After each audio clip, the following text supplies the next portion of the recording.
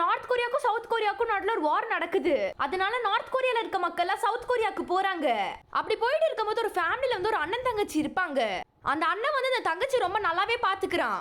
அவனோட தங்கச்சி கிட்ட சொல்லிட்டு இருக்கான், பயப்படாத, நம்ம வேற ஊருக்கு போயிடுவாங்க, போய் நம்ம ஜாலியா விளையாடலாம். அப்புறம் சொல்லிட்டு இருக்கான், அங்க இவங்கள மாதிரி நிறைய ஃபேமிலிஸ்லாம் இருக்காங்க.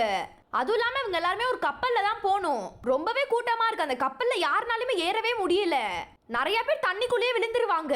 இந்த பையனோட அப்பா அம்மாலாம் அவனோட தம்பி தங்கச்சியை கூப்பிட்டுட்டு முன்னாடியே ஏறி இருப்பாங்க அந்த கப்பல்ல. இந்த பையனோட தங்கச்சியை மட்டும் தான் பின்னாடி வந்துட்டு இருப்பாங்க.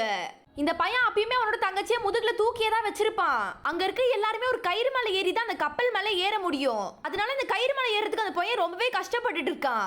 இந்த பையன் ஏறிக்கிட்டே இருக்கும்போது அந்த தங்கச்சி வந்து கீழே விழுந்துருவா.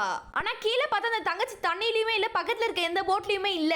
அதனால இந்த பையனோட அப்பா வந்து போய் பார்க்க போயிருப்பாரு தங்கச்சி எங்கன்னு. அந்த அப்பாவுமே எவ்வளவோ தேடி பாப்பாரு, அந்த தங்கச்சி கிடைச்சிருக்கவே மாட்டா. இவர் தேடிட்டு இருக்கும்போது அந்த கப்பலுமே கிளம்பி இருக்கும்.